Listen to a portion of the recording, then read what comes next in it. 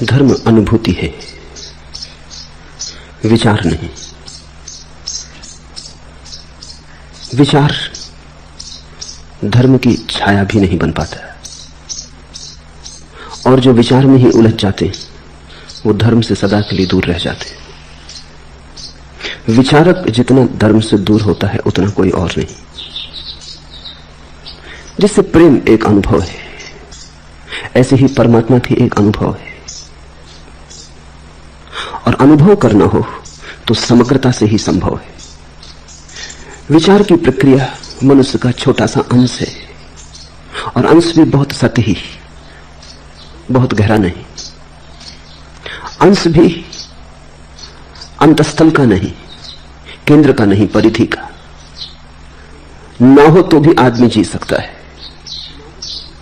और अब तो विचार करने वाले यंत्र निर्मित हुए, उन्होंने तो बहुत बात साफ कर दी कि विचार तो यंत्र भी कर सकता है, मनुष्य की कुछ गरिमा नहीं। अरिस्टोटल या उस जैसे विचारकों ने मनुष्य को विचारवान प्राणी कहा है। अब उस परिभाषा को बदल देना चाहिए, क्योंकि अब तो कंप्यूटर विचार कर लेता है, और मनुष्य से ज्यादा दक्षता से, ज्यादा निपुणता से। मनुष्य से तो भूल भी होती है, कंप्यूटर से भूल की संभावना नहीं। मनुष्य की गरिमा उसके विचार में नहीं है, मनुष्य की गरिमा उसके अनुभव में। जैसे तुम स्वाद लेते हो किसी वस्तु का, तो स्वाद केवल विचार नहीं है, घटा तुम्हारे रोए रोए में घटा, तुम स्वाद से मगन हुए। जैसे तुम शराब पी लेते हो तो पीने का परिणाम तुम्हारे विचार में ही नहीं होता, तुम्हारे हाथ पैर भी डमाडोल होने लगते। शराबी को चलते देखा, शराब रोए रोए तक पहुंच गई, चाल में भी झलकती, आंख में भी झलकती, उसके उठने बैठने में भी झलकती, उसके विचार में भी झलकती, लेकिन उसके समग्र को घेर लेती। धर्म तो शराब जैसा है, जो पिएगा वही जानेगा, जो पी के मस्त होगा वही अनुभव करेगा। जनक के ये वचन उसी मदिरा के क्षण में कहे गए। इन्हें अगर तुम बिना स्वाद के समझोगे तो भूल हो जाने की संभावना है। तब इनका अर्थ तुम्हें कुछ और ही मालूम पड़ेगा। तब इनमें तुम ऐसे अर्थ जोड़ लोगे जो तुम्हारे, जैसे कि कृष्ण कहते हैं गीता में, सर्वधर्मान परित्यज्य मामेकम शरणं व्रज। सब छोड़ छाड़ अर्जुन, तू मेरी शरण आ। जब तुम पढ़ोगे तो ऐसा लगेगा ये घोषणा तो बड़े अहंकार की हो गई। सब छोड़ छाड़ मेरी शरण में आ, मेरी शरण में। तो इस मेरे का जो अर्थ तुम करोगे वो तुम्हारा होगा, कृष्ण का नहीं होगा।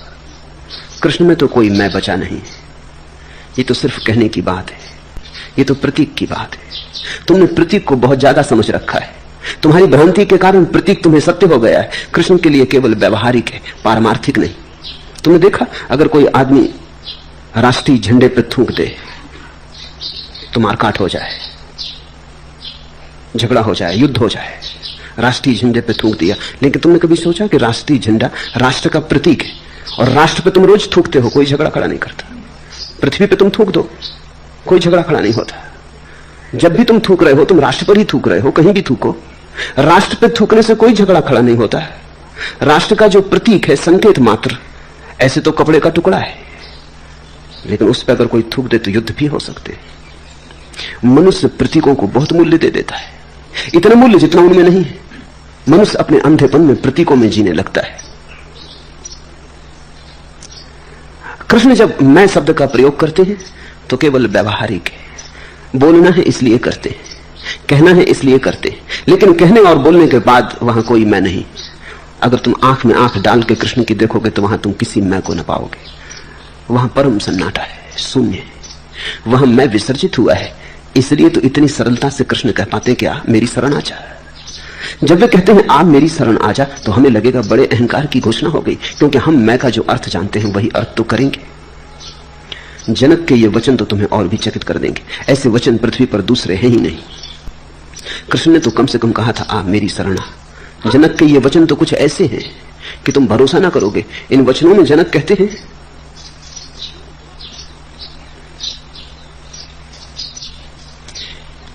कि अहो अहो मेरा स्वभाव, अहो मेरा प्रकाश, आश्चर्य, ये मैं कौन हूं?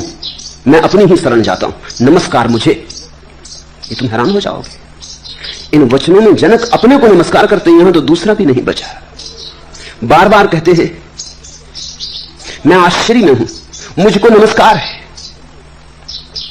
अहो अहम नमो मह्यम विनाशो यश नास्ति में। मैं इतने आश्चर्य से भर गया हूं, मैं स्वयं आश्चर्य हूं, मैं अपने को नमस्कार करता हूं, क्योंकि सभी नष्ट हो जाएगा तब भी मैं बचूंगा। ब्रह्मा से लेकर कण तक सब नष्ट हो जाएगा, फिर भी मैं बचूंगा। मुझे नमस्कार है। मुझ जैसा दक्ष कौन? संसार में हूं और अलिप्त, जल में कमलवत, मुझे नमस्कार है। मनुष्य जाति ने ऐसी उद्घोषणा कभी सुनी नहीं। अपने को ही नमस्कार। तुम कहोगे ये तो अहंकार की हद हो गई, दूसरे से कहते तब भी ठीक था, ये अपने ही पैर छू लेना। ऐसा उल्लेख है रामकृष्ण के जीवन में। एक चित्रकार ने रामकृष्ण का चित्र उतारा। वो जब चित्र लेके आया तो रामकृष्ण के भक्त बड़े संकोच में पड़ गए, क्योंकि रामकृष्ण उस चित्र को देख देख के उसके चरण छूने लगे। वो उन्हीं का चित्र था। उसे सिर से लगाने लगे। किसी भक्त ने कहा, परमहंस देव आप पागल तो नहीं हो गए हैं, ये चित्र आपका है। रामकृष्ण ने कहा, खूब याद दिलाई, मुझे तो चित्र समाधि का दिखा।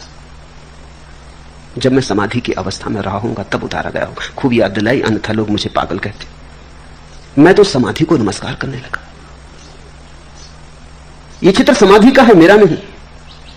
लेकिन जिन्होंने देखा था उन्होंने तो यही समझा होगा ना कि हुआ पागल आदमी। अपने चित्र के पैर छूने लगा, अपने चित्र को सिर से लगाने लगा। और क्या पागलपन होगा? अहंकार की ये तो आखिरी बात हो गई। इसके आगे तो अहंकार का कोई शिखर नहीं हो सकता।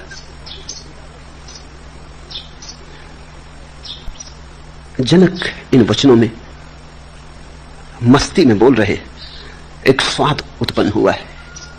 मगन हो गए। नाच सकते होते मीरा जैसे तो नाचे होते।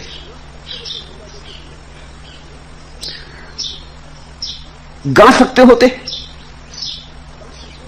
चैतन्य जैसे तो गाते। बांसुरी बजा सकते कृष्ण जैसी तो बांसुरी बजाते।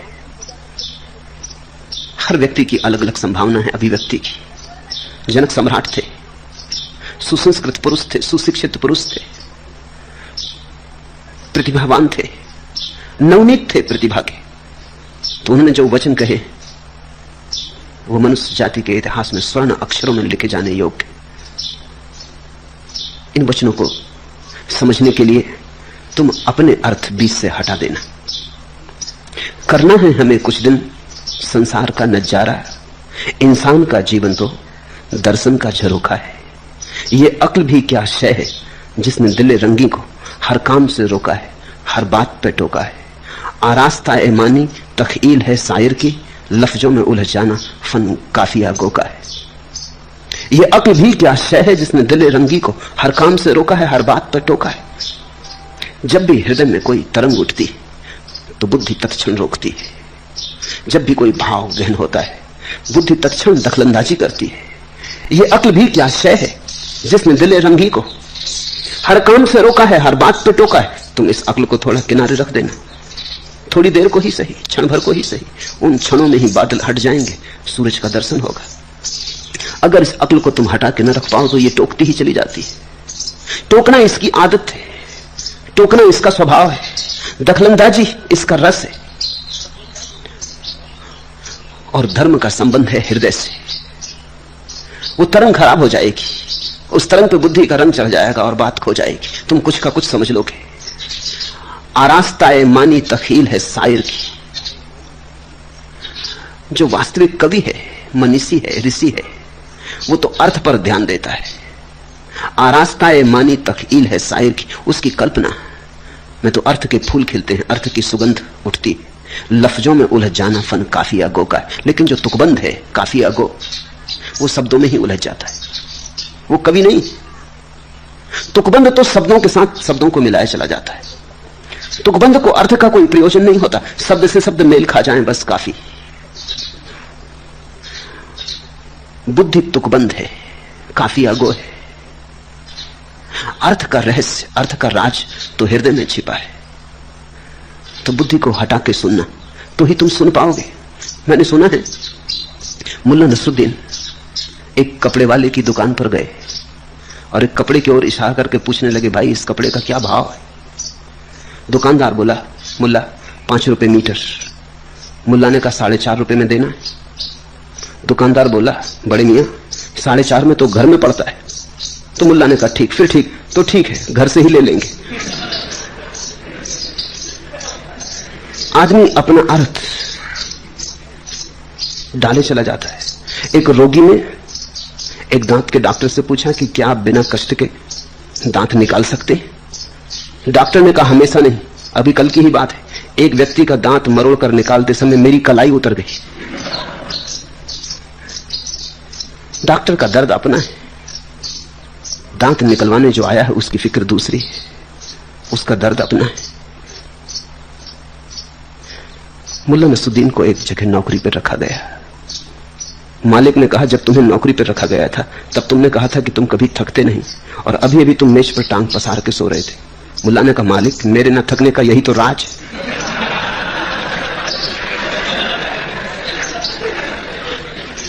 हम अपने अर्थ डाले चले जाते हैं, और जब तक हम अपने अर्थ डालने बंद ना करें तब तक शास्त्रों के अर्थ प्रकट नहीं होते। शास्त्र को पढ़ने के लिए एक विशेष कला चाहिए। शास्त्र को पढ़ने के लिए धारणा रहित, धारणा शून्य चित्त चाहिए। शास्त्र को पढ़ने के लिए व्याख्या करने की जल्दी नहीं, श्रवण का, स्वाद का, संतोषपूर्वक, धैर्यपूर्वक आस्वादन करने की क्षमता चाहिए। सुनो इन सूत्रों को। प्रकाश मेरा स्वरूप है, मैं उससे अलग नहीं हूं। जब संसार प्रकाशित होता है तब वह मेरे प्रकाश से ही प्रकाशित होता है। प्रकाशो में निज रूपम नातिरिक्तो अश्यमहम तथा। इस सारा जगत मेरे ही प्रकाश से प्रकाशित है, कहते हैं जनक। निश्चित ही यह प्रकाश मैं का प्रकाश नहीं हो सकता जिसकी जनक बात कर रहे हैं। यह प्रकाश तो मैं शून्यता का ही प्रकाश हो सकता है। इसलिए भाषा पे मत जाना, काफिया गो मत बनना, बुद्धि की दखलंदाजी मत करना। सीधा साधा अर्थ है, इसे ईर्ष्या तिरछा मत कर लेना। प्रकाश मेरा स्वरूप है। कहने को तो ऐसा ही कहना पड़ेगा, क्योंकि भाषा तो अज्ञानियों की है, ज्ञानियों की तो कोई भाषा नहीं। इसलिए कभी अगर 2 ज्ञानी मिल जाएं तो चुप रह जाते हैं, बोले भी क्या। न तो भाषा है कुछ, न बोलने को है कुछ, न विषय है बोलने के लिए कुछ, न जिस भाषा में बोल सके वह है। कहते हैं फरीद और कबीर का मिलना हुआ था, 2 दिन चुप बैठे रहे। एक दूसरे का हाथ हाथ में ले लेते, गले भी लग जाते, आंसुओं की धार भी बहती, खूब मगन होकर डोलने भी लगते। शिष्य तो घबरा गए। शिष्यों की बड़ी आकांक्षा थी कि दोनों बोलेंगे तो हम पे वर्षा हो जाएगी, कुछ कहेंगे तो हम सुन लेंगे, एक शब्द भी पकड़ लेंगे तो सार्थक हो जाएगा जीवन। लेकिन बोले ही नहीं। 2 दिन बीत गए, वो 2 दिन बड़े लंबे हो गए। शिष्य प्रतीक्षा कर रहे हैं और कबीर और फरीद चुप बैठे। अंततः जब विदा हो गए, कबीर विदा कराए फरीद को, तो फरीद के शिष्यों ने पूछा क्या हुआ? बोले नहीं आप। ऐसे तो आप सदा बोलते, हम कुछ भी पूछते हैं तो बोलते, और हम इसी आशा में तो आपको मिलाए कबीर से कि कुछ आप दोनों के बीच होगी बात, कुछ रस बहेगा तो हम अभागे भी थोड़ा बहुत उसमें से पी लेंगे। दोनों किनारों को पास कर दिया था, गंगा बहेगी, हम भी स्नान कर लेंगे, लेकिन गंगा बही ही नहीं। मामला क्या हुआ? फरीद ने कहा कबीर और मेरे बीच बोलने को कुछ न था, न बोलने की कोई भाषा थी, न पूछने को कुछ था, न कहने को कुछ था बहुत कुछ, धारा बही भी, गंगा बही भी, लेकिन शब्द की न थी, मौन की थी। यही कबीर से उनके शिष्यों ने पूछा कि क्या हुआ, आप चुप क्यों हो गए? आप तो ऐसे हो गए जैसे सदा से गूंगे हो। कबीर ने कहा पागलो, अगर फरीद के सामने बोलता तो अज्ञानी सिद्ध होता, जो बोलता वही अज्ञानी सिद्ध होता। ना बोले ही जहां काम चलता हो वहां बोलने की बात ही कहां। जहां सुई से काम चलता हो वहां तलवार पागल उठाते। यहां बिना बोले चल गया, खूब धारा बही, देखा नहीं कैसे आंसू बहे, कैसी मस्ती रही। शब्द की कोई जरूरत नहीं 2 ज्ञानियों के बीच। 2 अज्ञानियों के बीच शब्द ही शब्द होते हैं, अर्थ बिल्कुल नहीं होता। 2 ज्ञानियों के बीच अर्थ ही अर्थ होता है, शब्द बिल्कुल नहीं होते। अज्ञानी और ज्ञानी के बीच शब्द भी होते हैं, अर्थ भी होते हैं। संभाषण के लिए एक ज्ञानी चाहिए, एक अज्ञानी चाहिए। 2 अज्ञानी हो तो विवाद होता है, संभाषण तो हो नहीं सकता, संवाद हो नहीं सकता, सिर्फ उटंगल हो सकती है। दो ज्ञानी हो, शब्द से संवाद नहीं होता, किसी और गहन लोक में केंद्रों का मिलन होता, सम्मिलन हो जाता है। संवाद की जरूरत क्या, बिन कहे बात पहुंच जाती है, बिन बताए दर्शन हो जाता है। एक अज्ञानी और एक ज्ञानी के बीच संवाद की संभावना है। ज्ञानी बोलने को राजी हो, अज्ञानी सुनने को राजी हो तो संवाद हो सकता है। शास्त्रों के वचन एक अर्थ में सदा विरोधाभासी, पैराडॉक्सिकल, क्योंकि शास्त्र जो कहते हैं वो कहा नहीं जा सकता और जो नहीं कहा जा सकता उसको कहने की चेष्टा करते।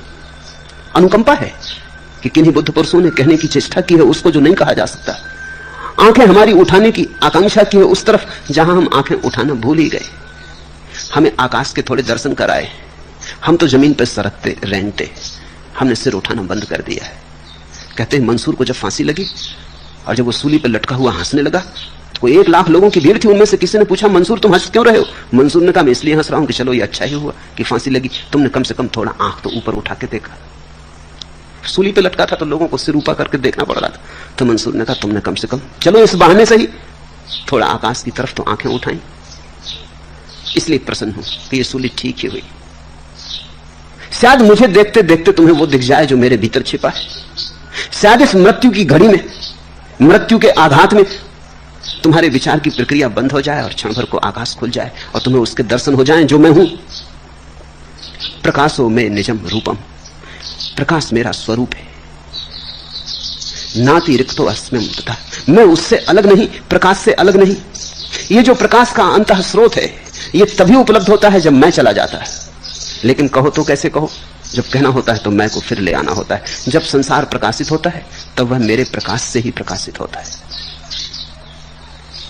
निश्चित ही जनक यहां जनक नाम के व्यक्ति के संबंध में नहीं बोल रहे हैं।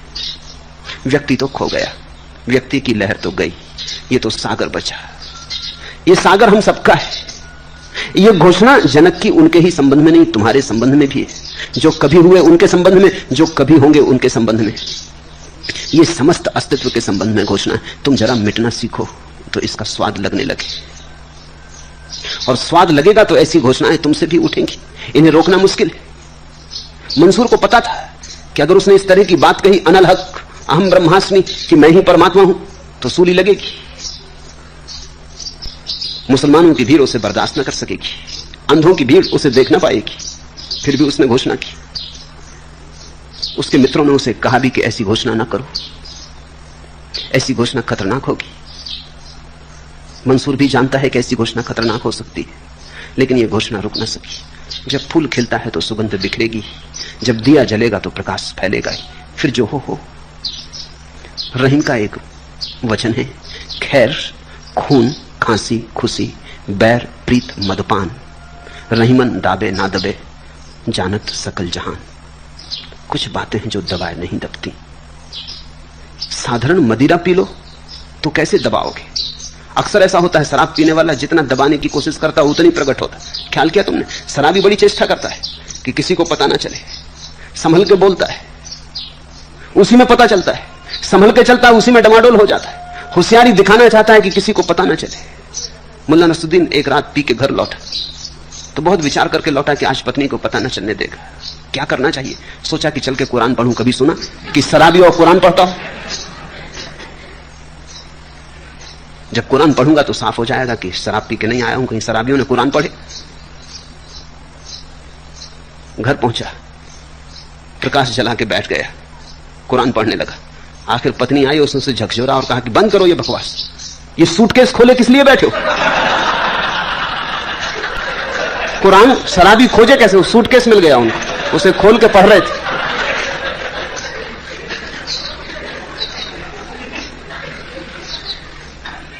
ऐसे छिपाना संभव नहीं है। और जब साधारण मदिरा नहीं छिपती तो प्रभु मदिरा कैसे छिपेगी? आंखों से मस्ती झलकने लगती, आंखें मदहोश हो जाती, वचनों में किसी और लोक का रंग छा जाता, वचन सतरंगे हो जाते, वचनों में इंद्रधनुष फैल जाते। साधारण गद्य भी बोलो तो पद्य हो जाता, बात करो तो गीत जैसी मालूम होने लगती। चलो तो नृत्य जैसा लगता है, नहीं छिपता नहीं। खैर खून खांसी खुशी बैर प्रीत मदपान, रहीमन दाबे ना दबे जानत सकल जहान। उद्घोषणा होके रहती, सत्य स्वभावता उद्घोषक है। जैसे ही सत्य की घटना भीतर घटती, तुम्हारे अनजाने उद्घोषणा होने लगती। जनक ने ये शब्द सोच सोच के नहीं कहे हैं, सोच सोच के कहते तो संकोच खा जाते। अभी अभी अष्टावक्र को लाए हैं, अभी अभी अष्टावक्र ने थोड़ी सी बातें कही हैं और जनक को घटना घट गई। संकोच करते, अगर बुद्धि से हिसाब लगाते, कहते क्या सोचेंगे अष्टावक्र कि मैं अज्ञानी और ऐसी बातें कह रहा हूं। ये तो परम ज्ञानियों के योग है, इतने जल्दी कहीं घटना घटती? अभी सुना और घट गई, ऐसा कहीं हुआ है? समय लगता, जन्म जन्म लगते, बड़ी दुभरी यात्रा है, खड़क की धार पे चलना होता, सब बातें याद आई होती और सोच के कहा होता कि इतने दूर तक ऐसी घोषणा मत करो। लेकिन ये घोषणा अपने से हो रही है, मैं तुम्हें याद दिलाना चाहता हूं। जनक कह रहे हैं ऐसा कहना ठीक नहीं, जनक से कहा जा रहा है ऐसा कहना ठीक। आश्चर्य है कि कल्पित संसार अज्ञान से मुझ में ऐसा भासता है जैसे सीपी में चांदी, रस्सी में सांप, सूर्य की किरणों में जल भासता है। अहो विकल्पितम विश्वम अज्ञानान्मयी भासते, रूप्यम सुक्तो फणि रजो वारी सूर्य करे यथा। जैसे सीपी में चांदी का भ्रम हो जाता, रस्सी में कभी अंधेरे में सांप की भ्रांति हो जाती, और मरुस्थल में सूर्य की किरणों के कारण कभी कभी मरुद्धान का भ्रम हो जाता, मृग मरीचिका पैदा हो जाती। आश्चर्य, ये घटना इतनी आकस्मिक घटी है, ये घटना इतनी तीव्रता से घटी है, ये जनक का बोध इतना त्वरित हुआ है कि जनक समझ नहीं पाए। आश्चर्य से भरे, जैसे एक छोटा सा बच्चा परियों के लोक में आ गया हो और हर चीज लुभावनी हो और हर चीज भरोसे के बाहर हो। तरतुलियन ने कहा है, जब तक परमात्मा का दर्शन नहीं हुआ तब तक अविश्वास रहता, और जब परमात्मा का दर्शन हो जाता तब भी अविश्वास रहता। उसके शिष्यों ने पूछा, हम समझे नहीं, हमने तो सुना है जब परमात्मा का दर्शन हो जाता तो विश्वास आ जाता। तरतुलियन ने कहा, जब तक दर्शन नहीं हुआ अविश्वास रहता है कि परमात्मा हो कैसे सकता है, असंभव, अनुभव के बिना कैसे विश्वास। और जब परमात्मा का अनुभव होता है तो भरोसा नहीं आता कि इतना आनंद हो सकता है, इतना प्रकाश, इतना अमृत, तब भी असंभव लगता है। जब तक नहीं हुआ तब तक असंभव लगता है, जब हो जाता है तब और भी असंभव लगता है। ठीक उसी दशा में है जनक। आश्चर्य, सिर्फ कल्पित है सब कुछ, मैं ही केवल सत्य हूं, साक्षी मात्र सत्य है और सब भासमान और सब माया। मुझसे उत्पन्न हुआ यह संसार मुझ में वैसे ही लय को प्राप्त होगा जैसे मिट्टी में घड़ा, जल में लहर, सोने में आभूषण लय होते। फर्क देख रहे हैं? जनक का मनुष्य रूप खो रहा है, परमात्मा रूप प्रकट हो रहा है। स्वामी रामतीर्थ अमेरिका गए, वो मस्त आदमी थे। किसी ने पूछा दुनिया को किसने बनाया? वो मस्ती में होंगे, समाधि का क्षण होगा, कहा मैंने। अमेरिका में ऐसी बात कोई भरोसा नहीं करेगा, चलती है, भारत में चलती है, इस तरह के वक्तव्य भी चल जाते हैं। बड़ी सनसनी फैल गई, लोगों ने पूछा आप होश में तो हैं? चांद तारे आपने बनाए? तो मैंने बनाए, मैंने ही चलाए, तब से चल रहे हैं। इस वक्तव्य को समझना कठिन है, और अगर उनके अमेरिकी श्रोता न समझ सके तो आश्चर्य नहीं करना चाहिए, स्वाभाविक है। यह वक्तव्य राम का नहीं, या अगर है तो असली राम का है, रामतीर्थ का तो नहीं। इस घड़ी में रामतीर्थ लहर की तरह नहीं बोल रहे, सागर की तरह बोल रहे, सनातन शाश्वत की तरह बोल रहे हैं, सामयिक की तरह नहीं बोल रहे, शरीर और मन में सीमित परिभाषित मनुष्य की तरह नहीं बोल रहे, शरीर और मन के पार अपरिभाषित अज्ञेय की भांति बोल रहे हैं। राम से राम ही बोले, रामतीर्थ नहीं। यह उद्घोषणा परमात्मा की है, मगर बड़ा कठिन है, बड़ा मुश्किल है तय करना। फिर राम भारत लौटे तो गंगोत्री की यात्रा पर जाते थे, गंगा में स्नान कर रहे थे, छलांग लगा दी पहाड़ से, लिख गए एक छोटा सा पत्र, रख गए कि अब राम जाता है अपने असली स्वरूप से मिलने, पुकार आ गई, अब इस देह में न रह सकूंगा, विराट ने बुलाया। अखबारों ने खबर छापी कि आत्महत्या कर ली। ठीक है, अखबार भी ठीक कहते, नदी में कूद गए, आत्महत्या हो गई। राम से पूछे कोई तो राम कहेंगे तुम आत्महत्या किए बैठे हो, मुझको कहते हो मैंने आत्महत्या कर ली।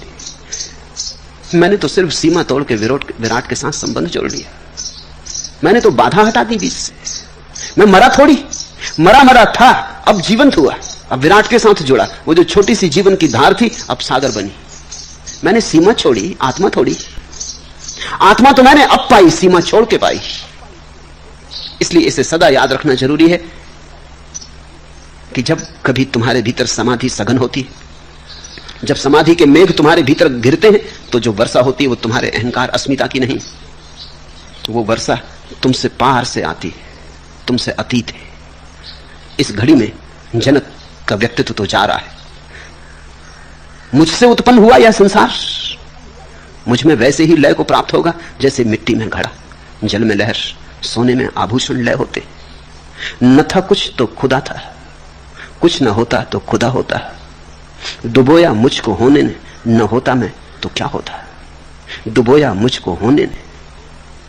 हम कहेंगे रामतीर्थ ने आत्महत्या कर ली, रामतीर्थ कहेंगे डुबोया मुझको होने ने। ये तो डूब के गंगा में मैं पहली दफे हुआ, जब तक था तब तक डूबा था। न था कुछ तो खुदा था, कुछ न होता तो खुदा होता। डुबोया मुझको होने ने, न होता मैं तो क्या होता। खुदा होते, परमात्मा होते। ये जो होने की सीमा है, इस सीमा को जब वस्त्र की भांति कोई उतार कर रख देता है तो सत्य के दर्शन होते।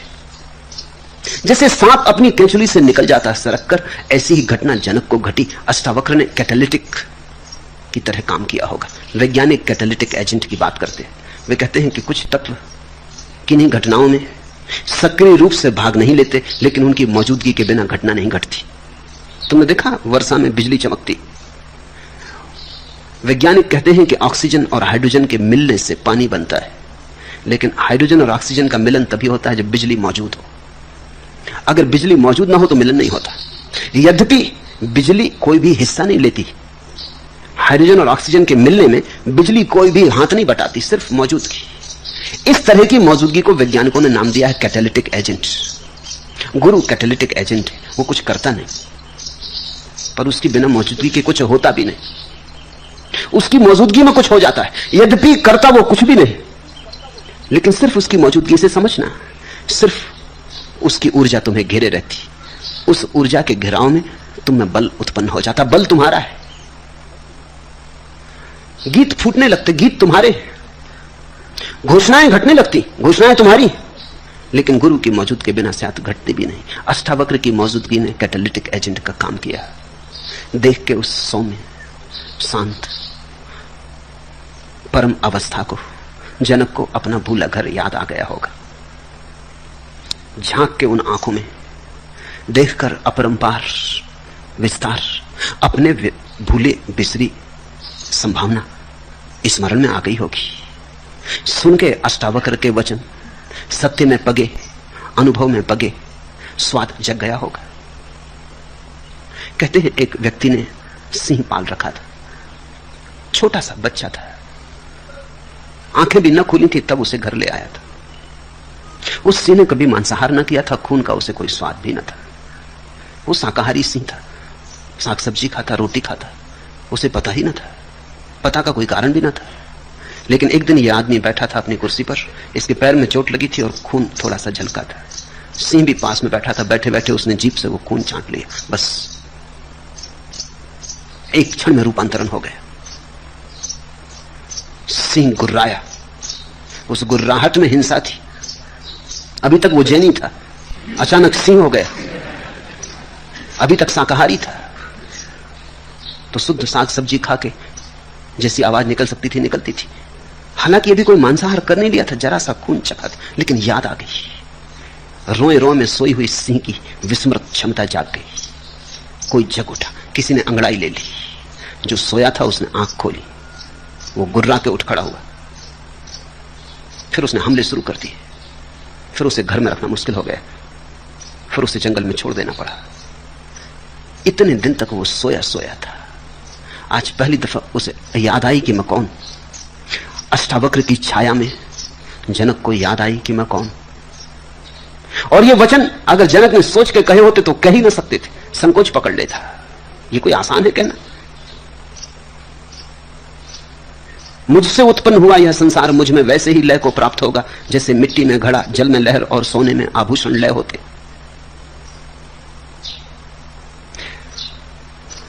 अष्टावक्र की छाया, अष्टावक्र की मौजूदगी जगा गई। सोया था जो जन्मों जन्मों से सिंह गर्जना करने लगा, अपने स्वरूप की याद आ गई, आत्मस्मृति हुई। यही तो सत्संग का अर्थ है।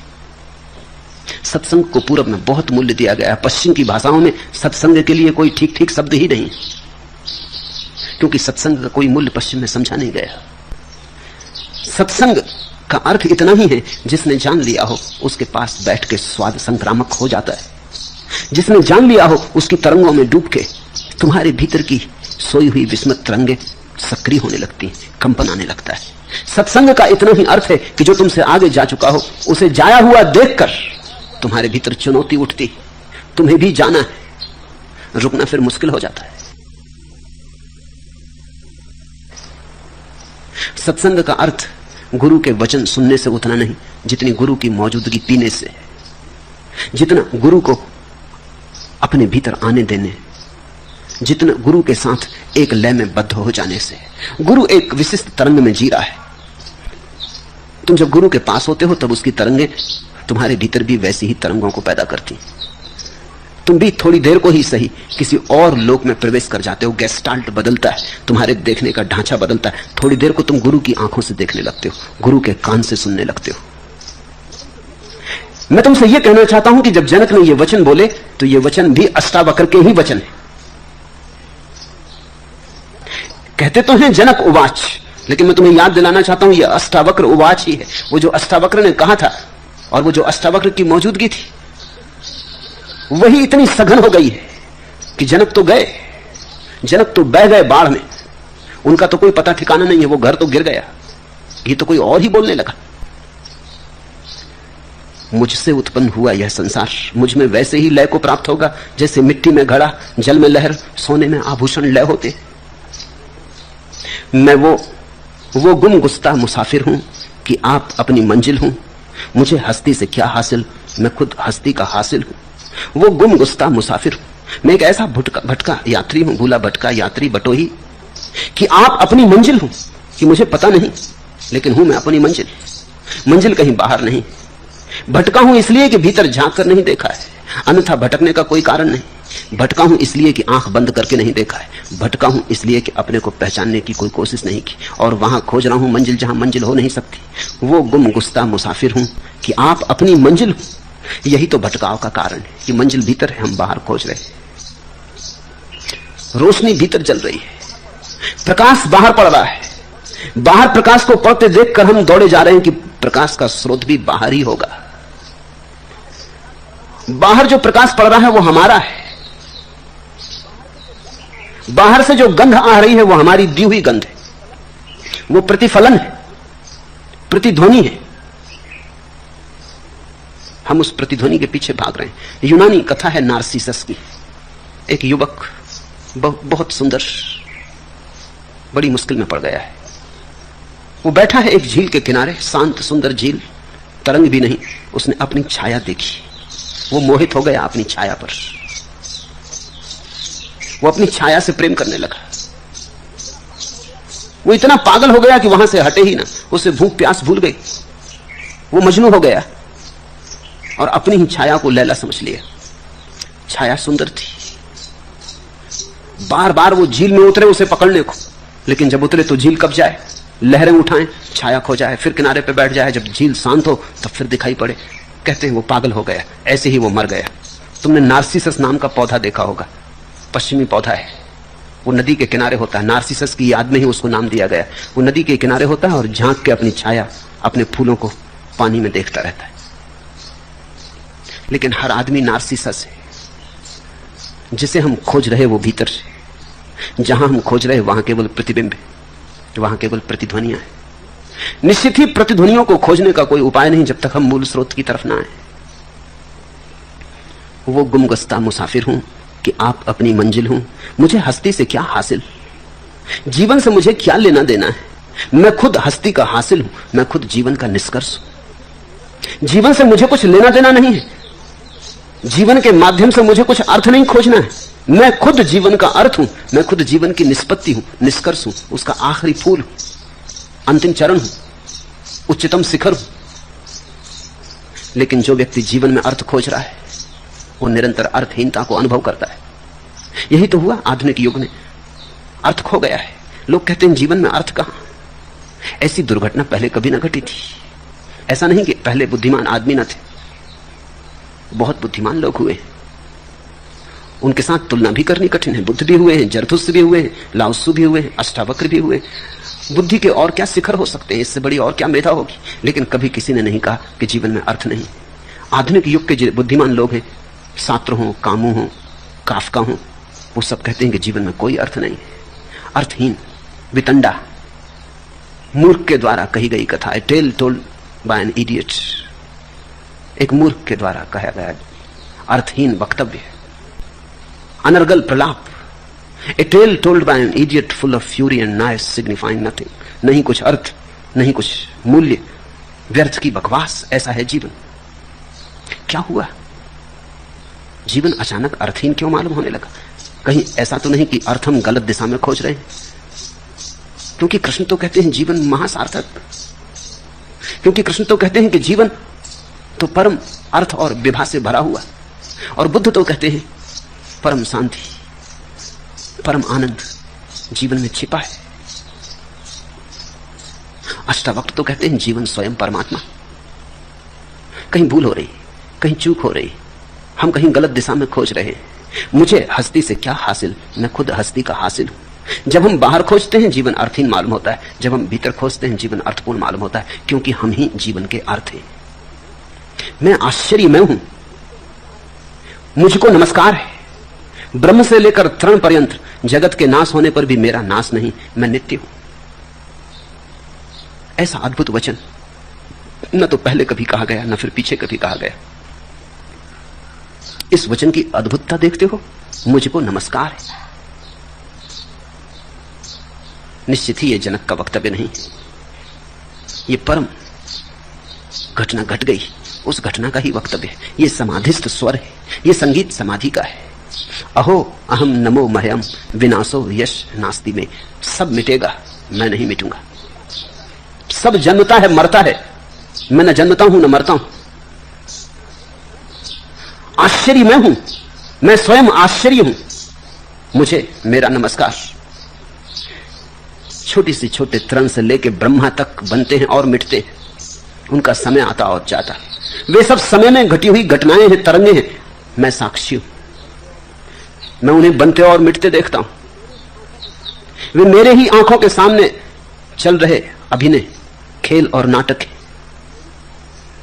मेरी ही आंखों की प्रकाश में वे प्रकाशित होते और लीन हो जाते। ब्रह्मा भी, जिनकी तुम मंदिरों में पूजा करते हो, ब्रह्मा विष्णु महेश, वे आते हैं और जाते हैं। सिर्फ एक तत्व इस जगत में ना आता ना जाता, वह तुम ही हो। तुमसे मुक्त तुम ही, और जब तुमसे मुक्त हो तब तुम पाओगे कि चरणों में अपने ही झुक गए। तब तुम पाओगे भीतर विराजमान है परम प्रभु। तब तुम पाओगे जिसे तुम खोजते थे वो तुम्हारे भीतर सदा से मौजूद प्रतीक्षा करता था। मैं आश्चर्य में हूं, मुझको नमस्कार है। मैं आश्चर्य में हूं, मैं देहधारी होता हुआ भी अद्वैत हूं। दो दिखाई पड़ता हूं फिर भी अद्वैत हूं। वो दो दिखाई पड़ना सिर्फ ऊपर ऊपर है। जैसे एक वृक्ष में बहुत सी शाखाएं दिखाई पड़ती, अगर तुम शाखाएं गिनो तो अनेक है, अगर तुम वृक्ष के नीचे उतरने लगो तो पेड़ में आके एक हो जाता है। ऐसे ही ये जो अनेक रूप दिखता है संसार, वो भी अपने मूल में आके एक हो जाता है। ये एक का ही फैलाव है। मैं आश्चर्य में हूं, मुझको नमस्कार है। मैं देहधारी होता हुआ भी अद्वैत हूं, न कहीं जाता हूं न कहीं आता हूं, और संसार को घेर कर स्थित हूं। सुनो, जनक कह रहे हैं कि संसार को घेर कर स्थित हूं, संसार को मैंने घेरा है। मैं संसार की परिभाषा हूं, मैं असीम हूं, संसार मेरे भीतर। साधारणतः हम देखते हैं हम संसार के भीतर है, ये तो अपूर्व क्रांति हुई, ये तो गेस्टाल्ट पूरा बदला। जनक कहते हैं संसार मेरे भीतर है। जैसे आकाश में बादल उठते हैं और खो जाते, ऐसे युग मुझ में आते और विलीन हो जाते। मैं निराकार, साक्षी रूप, दृष्टा मात्र, सबको घेर कर खड़ा हूं। इसे तुम समझो। बच्चे थे तुम कभी, तब एक आकार घिरा था तुम्हारे आकाश में, बचपन का। फिर तुम जवान हो गए, वो रूप खो गया, फिर दूसरा बादल घिरा, नया आकार तुमने लिया, तुम जवान हो गए। बच्चे थे तब तुम्हें काम वासना का कोई भी पता न था, कोई समझाता तो भी तुम समझ ना पाते। फिर तुम जवान हुए, नई वासना उठी, वासना ने नए वस्त्र पहने, नया रंग खिला, तुम्हारे जीवन ने नया ढांचा पकड़ा। फिर तुम बूढ़े होने लगे, जवानी भी गई, जवानी का शोरगुल भी गया, वो वासना भी बह गई। अब तुम्हें हैरानी होती है कि कैसे तुम उन वासनाओं में उतर सके। अब तुम चकित होकर सोचते हो कि मैं ऐसा मूढ़ था, कि मैं ऐसा अज्ञानी था। हर बूढ़े को एक ना एक दिन, अगर वो सच में जीवन को जरा भी देखने में सफल हो पाया है, तो ये बात आश्चर्य से भरती है कि मैं कैसी कैसी चीजों के पीछे भागा, धन, पद, मोह, स्त्री, पुरुष, कैसी कैसी चीजों के पीछे भागा, क्या क्या खोजता फिरा। मैं खुद खोजता फिरा, भरोसा नहीं आता कि मैं और ऐसे सपने में हो सकता था। अरब में एक कहावत है कि अगर जवान आदमी रो ना सके तो जवान नहीं, और अगर बूढ़ा आदमी हंस ना सके तो बूढ़ा नहीं। जवान आदमी अगर रो ना सके तो जवान नहीं, क्योंकि जो रो नहीं सकता, जो अभी आंसू नहीं बहा सकता, उसका भाव कुंठित है, उसके जीवन में तरंग नहीं है, मौज नहीं। जो पीड़ित नहीं हो सकता वो जवान नहीं, पथरीला है, उसका हृदय खिला नहीं, अनखिला रह गया है। और बूढ़ा जो हंस ना सके पूरे जीवन पर और अपने पर कि कैसी मूढ़ता है, कैसा मजाक है, तो बूढ़ा नहीं। बूढ़ा वही है जो हंस सके सारी मूढ़ता पर, अपनी और सबकी, और कहे खूब मजाक चल रहा है, लोग पागल हुए भागे जा रहे हैं उन चीजों के पीछे जिनका कोई भी मूल्य नहीं। उसे अब दिखाई पड़ता है कोई भी मूल्य नहीं। कभी तुम जवान, कभी तुम बूढ़े, कभी बादल एक रूप लेता, कभी दूसरा, कभी तीसरा, लेकिन तुमने ख्याल किया कि भीतर तुम एक ही हो। जिसने देखा था बचपन उसी ने जवानी देखी, जिसने देखी जवानी उसी ने बुढ़ापा देखा।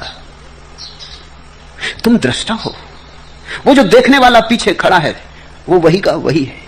रात तुम सोते हो तब तुम्हारा दृष्टा सपने देखता है, जब सपने भी नहीं रह जाते, सिर्फ गहरी तंद्रा होती, सुसुप्ति होती, तब तुम्हारा दृष्टा सुसुप्ति देखता है कि खूब गहरी नींद। इसलिए तो सुबह उठ के तुम कभी कहते हो रात खूब गहरी नींद लगी। किसने देखी? अगर तुम पूरे के पूरे सो गए थे और तुम्हारे भीतर कोई देखने वाला ना बचा था तो किसने देखी, किसने जानी, किसको ये खबर मिली, कौन ये कह रहा है? सुबह उठ के कौन कहता है कि रात में गहरी नींद सोया? अगर तुम सो ही गए थे तो जानने वाला कौन था?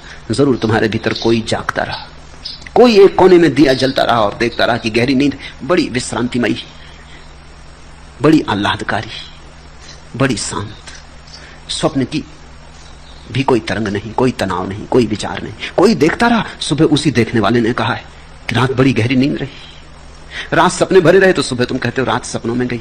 न मालूम कैसे कैसे दुख स्वप्न देखे। जरूर देखने वाला सपनों में खो नहीं गया था, जरूर देखने वाला सपना हो नहीं गया था, देखने वाला अलग ही खड़ा रहा था। फिर दिन में तुम खुली आंख का दुनिया देखते हो, दुकान पर तुम दुकानदार हो, मित्र के साथ तुम मित्र हो, शत्रु के साथ तुम शत्रु हो, घर आते हो पत्नी के साथ पति हो, बेटे के साथ पिता हो, पिता के साथ बेटे हो, फिर हजार हजार रूप ये भी तुम देखते हो। लेकिन तुम इन सब के पार देखने वाले हो। कभी सफलता देखते हो, कभी विफलता, कभी बीमारी, कभी स्वास्थ्य, कभी सौभाग्य के दिन, कभी दुर्भाग्य के दिन। लेकिन एक बात तय है कि ये सब आते और जाते, तुम न आते, तुम न जाते। मैं आश्चर्य में हूं, मुझको नमस्कार। मैं देहधारी होता हुआ अद्वैत, न कहीं जाता, न कहीं आता, न क्वचित गंता, न क्वचित आगंता, न जाता न आता, बस हूं। ये होना मात्र ही स्वरूप है और संसार को घेर कर स्थित हूं, और संसार को मैंने घेरा। यही तो तुम्हारा संसार है। यह संसार तुम्हारे भीतर है, तुम इस संसार के भीतर नहीं। तुम इसके मालिक हो, तुम इसके गुलाम नहीं। तुम जिस क्षण चाहो पंख फैला दो और उड़ जाओ। अगर तुम इसके भीतर हो तो अपनी मर्जी से हो, किसी की जबरदस्ती से नहीं। इतना तुम्हें ख्याल रहे, फिर कुछ अड़चन नहीं। फिर अगर तुम बंधन में पड़े हो अपनी मर्जी से, तो बंधन भी बंधन नहीं है। फिर तुम्हारी जो मर्जी, फिर तुम्हें जो करना हो करो। लेकिन एक बात मत भूलना कि तुम करता नहीं हो, करता फिर एक रूप है, भोगता नहीं हो, भोगता एक रूप है। तुम साक्षी हो, वही तुम्हारी शाश्वतता है। पूर्व में हमारा सबसे बड़ा खोज का जो लक्ष्य रहा है वो उसे खोज लेना है जो समयातीत है, कालातीत है। जो समय की धारा में बनता बिगड़ता है वो प्रतिबिंब, जो समय के पार खड़ा है साक्षीवत, वही सत्य है।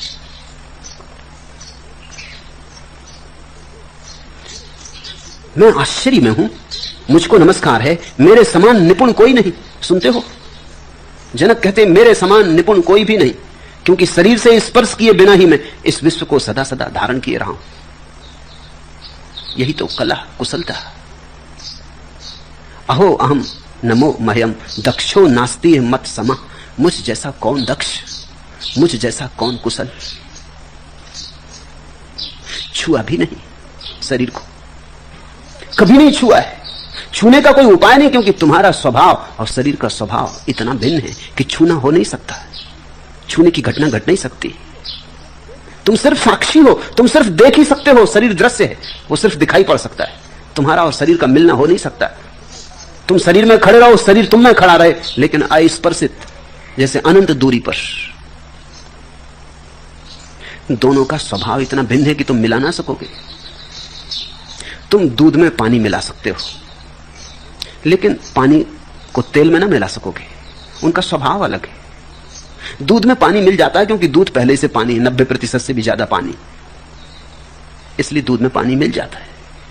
लेकिन तेल में तुम पानी ना मिला सकोगे, वे मिलेंगे ही नहीं, वे मिल ही नहीं सकते, उनका स्वभाव अलग है। फिर भी ध्यान रखना, शायद वैज्ञानिक कोई विधि निकाल लें तेल और पानी को मिलाने की, क्योंकि कितना ही स्वभाव भिन्न हो, दोनों ही पदार्थ हैं। लेकिन चेतना और जड़ को मिलाने का कोई उपाय नहीं, क्योंकि जड़ पदार्थ है और चेतना पदार्थ नहीं है। दृश्य और दृष्टा को मिलाने का कोई उपाय नहीं। दृष्टा दृष्टा रहेगा, दृश्य दृश्य रहेगा। इसलिए जनक कहते हैं कि आश्चर्य से भर गया हूं मैं, आश्चर्य ही हो गया हूं, कैसी मेरी निपुणता कि इतना इतने कर्म किए और फिर भी अलिप्त हूं, इतना इतना भोगा, फिर भी भोग की कोई रेखा भी मुझ पे नहीं पड़ी। जैसे पानी पे तुम लिखते रहो और कुछ लिखा नहीं जाता, ऐसे ही तुम साक्षी के साथ कर्म करते रहो, भोग करते रहो, कुछ लिखा नहीं जाता, सब पानी की लकीरें की भांति मिट जाता है। तुम लिख नहीं पाए और मिट जाता है। मेरे समान निपुण कोई नहीं, क्योंकि शरीर से स्पर्श किए बिना ही मैं इस विश्व को सदा सर्वदा धारण किए हूं। दिल में वो तेरे है मकी, दिल से तेरे अलग नहीं, तुझसे जुदा वो लाख हो, तू ना उसे जुदा समझ। हम लाख समझें अपने को कि शरीर से जुड़े हैं, हम जुड़ नहीं सकते, और हम लाख समझें अपने को कि हम परमात्मा से अलग हैं, हम अलग नहीं हो सकते। और ये दोनों बातें एक साथ समझ में आती हैं, जब भी समझ में आती हैं। जब तक तुम सोचते हो कि तुम शरीर से जुड़ सकते हो, तब तक इसका एक दूसरा पहलू भी है कि तुम सोचोगे तुम परमात्मा से टूट गए। जिस दिन तुम जानोगे परमात्मा से जुड़े हो, उस दिन तुम जानोगे अरे आश्चर्यों का आश्चर्य कि मैं शरीर से कभी भी जुड़ा न था। दिल में वो तेरे है मकी, दिल से तेरे अलग नहीं, वो परम सत्य तेरे दिल में बसा है। दिल में वो तेरे है मकी, उसने वही मकान बनाया है। दिल से तेरे अलग नहीं, तुझसे जुदा वो लाख हो, तू ना उसे जुदा समझ। भला कितना ही तुझे प्रतीत होता रहे कि जुदा है, तो जुदा मत समझना, क्योंकि जुदा होने का उपाय नहीं। परमात्मा से अलग होने की कोई व्यवस्था नहीं, और संसार के साथ एक होने का कोई उपाय नहीं। यद्यपि जो नहीं हो सकता उसी को करने में हम जन्मों जन्मों से लगे रहे। जिस दिन तुम भी जागोगे, और निश्चित किसी दिन जागोगे, क्योंकि जो सोया है वो कब तक सोएगा, क्योंकि जो सोया है जागना उसका स्वभाव है, तभी तो सो गया है। जो सोया है सोने में ही खबर दे रहा है कि जाग भी सकता है, जागना उसकी संभावना है। जो जाग नहीं सकता वो सोएगा कैसे? जो जाग सकता है वही सो सकता है। किसी ना किसी दिन तुम जागोगे, जब जागोगे तब तुम्हें भी लगेगा मेरे समान निपुण कोई भी नहीं। शरीर से स्पर्श किए बिना मैं इस विश्व को सदा सदा धारण किए हूं, और मैं ही इस विश्व को धारण किए हूं, कोई और इसे नहीं संभाले, छुआ भी नहीं है इसे और मैं संभाले हूं। ज़ैन फकीर कहते हैं कि गुजरना नदी से, लेकिन ध्यान रखना जल पानी को छूने ना पाए। वो इसी बात की खबर दे रहे हैं। कि अगर तुम्हें समझ आ जाए साक्षी की तो तुम गुजर जाओगे नदी से। पानी शरीर को छुएगा, तुम्हें नहीं छू सकेगा, तुम साक्षी ही बने रहोगे। इस संसार में साक्षी बनना सीखो, थोड़ा थोड़ा कोशिश करो। राह पे चलते कभी इस भांति चलो कि तुम नहीं चल रहे, सिर्फ शरीर चल रहा है। तुम तो वही हो, न क्वचित गंता न क्वचित आगंता, न कभी जाता कहीं न कभी आता कहीं। राह पर अपने को चलता हुआ देखो और तुम दृष्टा बनो। भोजन की टेबल पर भोजन करते हुए देखो अपने को कि शरीर भोजन कर रहा है, हाथ को और बनाता, मुंह तक लाता, तुम चुपचाप खड़े खड़े देखते रहो। प्रेम करते हुए देखो अपने को, क्रोध करते हुए देखो अपने को, सुख में देखो, दुख में देखो। धीरे धीरे साक्षी को संभालते जाओ। एक दिन तुम्हारे भीतर भी उद्घोष होगा, परम वर्षा होगी, अमृत झरेगा। तुम्हारा हक है, स्वरूप सिद्ध अधिकार है। तुम जिस दिन चाहो उस दिन उसकी घोषणा कर सकते हो। मैं आश्चर्य में हूं, मुझको नमस्कार है, मेरा कुछ भी नहीं है अथवा मेरा सब कुछ जो वाणी और मन का विषय। कहते जनक कि एक अर्थ में मेरा कुछ भी नहीं है, क्योंकि मैं ही नहीं हूं। मैं ही नहीं बचा तो मेरा कैसा। तो एक अर्थ में मेरा कुछ भी नहीं और एक अर्थ में सभी कुछ मेरा है, क्योंकि जैसे ही मैं नहीं बचा परमात्मा बचता है और उसी का सब कुछ है। यह विरोधाभासी घटना घटती है जब तुम्हें लगता है मेरा कुछ भी नहीं और सब कुछ मेरा है। अहो अहम नमो मह्यम यस्य में नास्ति किंचन अथवा यस्य में सर्वम यत वांग मनस गोचरम। जो भी दिखाई पड़ता है आंख से, इंद्रियों से अनुभव में आता है, कुछ भी मेरा नहीं है क्योंकि मैं दृष्टा हूं। लेकिन जैसे ही मैं दृष्टा हुआ वैसे ही पता चलता है सभी कुछ मेरा है, क्योंकि मैं सारे अस्तित्व का केंद्र हूं। दृष्टा तुम्हारा व्यक्तिगत रूप नहीं है, दृष्टा तुम्हारा समष्टिगत रूप है। भोक्ता की तरह हम अलग अलग हैं, कर्ता की तरह हम अलग अलग हैं, दृष्टा की तरह हम सब एक हैं। मेरा दृष्टा और तुम्हारा दृष्टा अलग अलग नहीं, मेरा दृष्टा और तुम्हारा दृष्टा एक ही है। तुम्हारा दृष्टा और अष्टावक्र का दृष्टा अलग अलग नहीं, तुम्हारा और अष्टावक्र का दृष्टा एक ही है। तुम्हारा दृष्टा और बुद्ध का दृष्टा अलग अलग नहीं। तो जिस दिन तुम दृष्टा बने उस दिन तुम बुद्ध बने, अष्टावक्र बने, कृष्ण बने, सब बने। जिस दिन तुम दृष्टा बने उस दिन तुम विश्व का केंद्र बने। इधर मिटे उधर पूरे हुए। खोया ये छोटा सा मैं, ये बूंद छोटी सी, और पाया सागर अनंत का।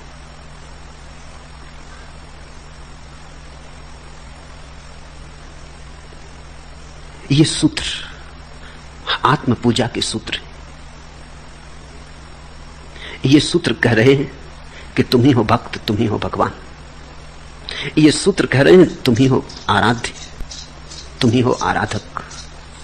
ये सूत्र कह रहे हैं कि तुम्हारे भीतर दोनों मौजूद हैं, मिलन हो जाने दो दोनों का।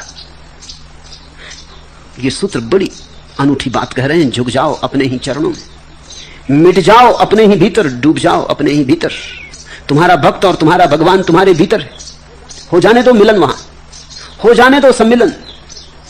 वहीं घटेगी क्रांति जब भीतर तुम्हारा भक्त और भगवान मिलकर एक हो जाएगा। न भगवान बचेगा न भक्त, कोई बचेगा।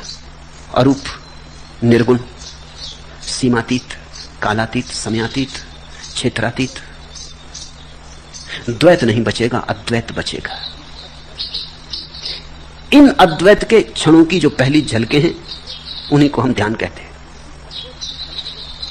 इसी अद्वैत की झलकें जब फिर होने लगती हैं तो हम सविकल्प समाधि कहते हैं।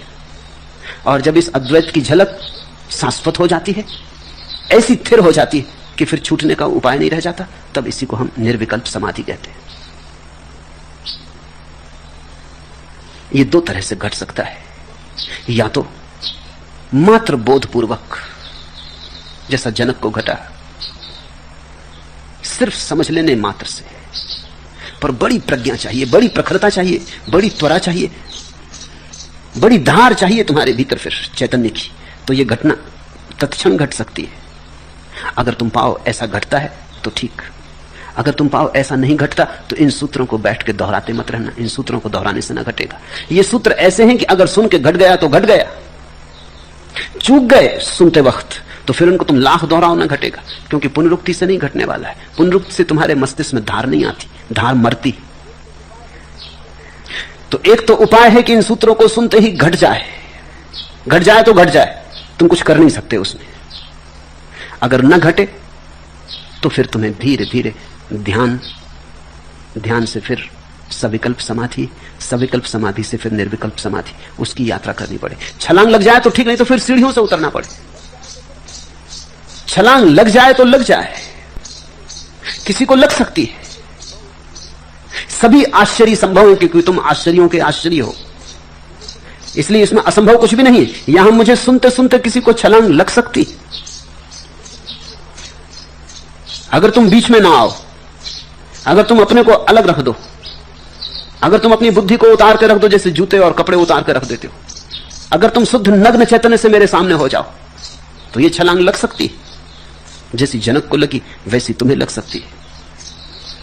लग जाए ठीक, उपाय नहीं है इसमें। फिर तुम ये नहीं पूछ सकते कि हम कैसे इंतजाम करें इसके लगाने का। अगर इंतजाम पूछा तो ये नहीं लगती, फिर दूसरा उपाय, फिर पतंजलि तुम्हारा मार्ग है, फिर महावीर, फिर बुद्ध, फिर अष्टावक्र तुम्हारे मार्ग नहीं है। इसलिए तो अष्टावक्र की गीता अंधेरे में पड़ी रही है। इतनी त्वरा, इतनी तीव्रता, इतनी मेधा मुश्किल से मिलती। जन्मों जन्मों तक कोई निखार के आया होता है तो ये घटना घटती है, मगर घटती है। कभी 100 में एक आध को मगर घटती है। ऐसे मनुष्य जाति के इतिहास में बहुत से उल्लेख है जब कोई छोटी मोटी घटना ने क्रांति कर दी। मैंने सुना है बंगाल में एक साधु हुए, अदालत में क्लर्क थे, हेड क्लर्क थे, रिटायर हो गए। राजा बाबू नाम था, बंगाली थे सो बाबू। 60 के ऊपर उम्र हो गई थी। एक दिन सुबह घूमने निकले थे, ब्रह्म मुहूर्त, सूरज अभी उगा नहीं। कोई स्त्री अपने घर में, दरवाजा बंद है, किसी को जगाती थी, होगा उसका बेटा, होगा उसका देवर, किसी को जगाती थी, कहती थी राजा बाबू उठो, बहुत देर हो गई। राजा बाबू बाहर से निकल रहे थे, अपनी छड़ी लिए सुबह घूमने निकले थे। अचानक सुबह उस ब्रह्म मुहूर्त के क्षण में सूरज अभी उगने उगने को है, आकाश पर लाली फैली, पक्षी गीत गुनगुनाने लगे, सारी प्रकृति जागरण से भरी। घट गई बात। स्त्री तो किसी और को जगाती थी, इन राजा बाबू से तो कुछ कहा ही न था। उसे तो पता भी न था कि राजा बाबू बाहर से निकल रहे हैं, ये तो अपने घूमने निकले थे। वो किसी को भीतर कहती थी कि राजा बाबू उठो, सुबह हो गई, बहुत देर हो गई, अब उठो भी, कब तक सोए रहोगे। सुनाई पड़ा, घट गई घटना। घर नहीं लौटे, चलते ही गए, जंगल पहुंच गए। घर के लोगों को पता चला, घर के लोग खोजने गए, मिले जंगल में, पूछा क्या हो गया, हंसने लगे, कहा बस हो गया, राजा बाबू जग गए, अब जाओ। उन्होंने कहा क्या मतलब, क्या कहते हैं आप? उन्होंने कहा अब कहने सुनने को कुछ भी नहीं, बहुत देर वैसे ही हो गई थी। बात समझ में आ गई। सुबह का वक्त था, सारी प्रकृति जाग रही थी, उसी जागरण में मैं भी जाग गया। कोई स्त्री कहती थी उठो, बहुत देर हो गई, पड़ गई चोट। अब स्त्री तो अष्टावक्र भी न थी, खुद भी जागी न थी। तो कभी कभी ऐसा भी हुआ है, अगर तुम्हारी मेधा प्रगाढ़ हो, तुम्हारा फल पक गया हो, तो हवा का झोंका, या न चले हवा तो भी कभी पका फल बिना झोंके के भी गिर जाता है। हो जाए तो हो जाए, लेकिन अगर न हो तो निराश मत हो जाना, उदास मत हो जाना। अगर आकस्मिक ना हो तो क्रमिक हो सकता है। आकस्मिक कभी कभी होता है, अपवाद स्वरूप है, इसलिए अष्टावक्र की गीता अपवाद स्वरूप है। इसमें कोई विधि नहीं है, कोई मार्ग नहीं है। जापान में ज़ेन परंपरा के 2 स्कूल हैं, दो परंपराएं। एक परंपरा है सडन एनलाइटनमेंट, तत्क्षण संबोधि। वो जो कह रहे हैं वो वही जो अष्टावक्र कहते हैं। उनका गुरु कुछ नहीं सिखाता, आके बैठ जाता है, कुछ मौज हुई तो बोल देता है, हो जाए हो जाए। ऐसे एक गुरु को एक सम्राट ने अपने महल में आमंत्रित किया। वो गुरु आया, वो मंच पे चढ़ा, सम्राट बड़ी उत्सुकता से प्रतीक्षा करता था, वो बैठा है शिष्य भाव से।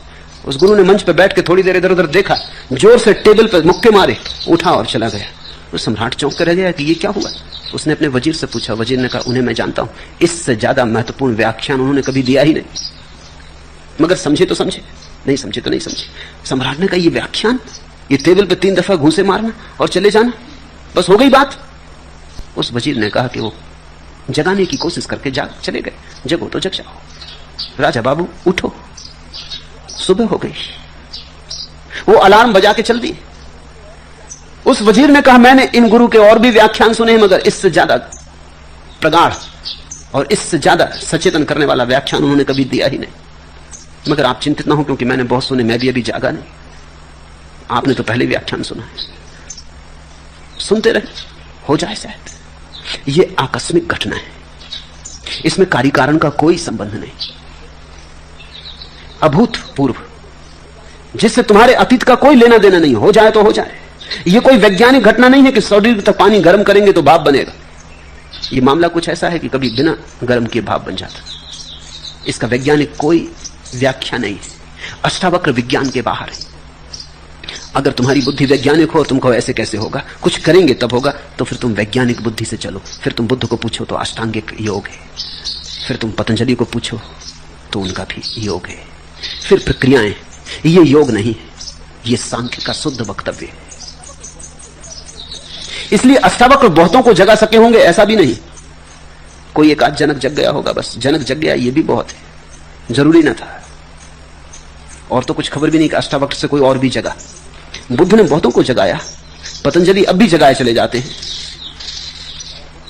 अष्टावक्र ने तो केवल एक व्यक्ति को जगाया, वो भी अष्टावक्र ने जगाया कहना कठिन है। जनक जागने की क्षमता में थे, अष्टावक्र तो केवल निमित्त बन गए, कारण नहीं, निमित्त। तो जो सडन एनलाइटनमेंट, तत्क्षण बोधि संबोधि के उपाय हैं, उनमें तो गुरु केवल निमित्त है। वो कोशिश करेगा, हो जाए हो जाए, कोई विज्ञान नहीं। न हो तो निराश मत होना, तुम्हें हो ही जाएगा ऐसा गुरु मान के भी नहीं चलता है। किसी को हो जाएगा, जिनको न हो जाएगा उनमें कम से कम होने की प्यास जगेगी। वो विधि की तलाश करेंगे, उन्हें विधि से होगा। नियम तो विधि से ही होने का है, बिना विधि के होना तो अपवाद स्वरूप है, वो नियम के बाहर है। तो यहां सुनना ध्यानपूर्वक, हो जाए शुभ, न हो जाए तो निराश मत होना। हरिओम तत्सत। आज इतना ही।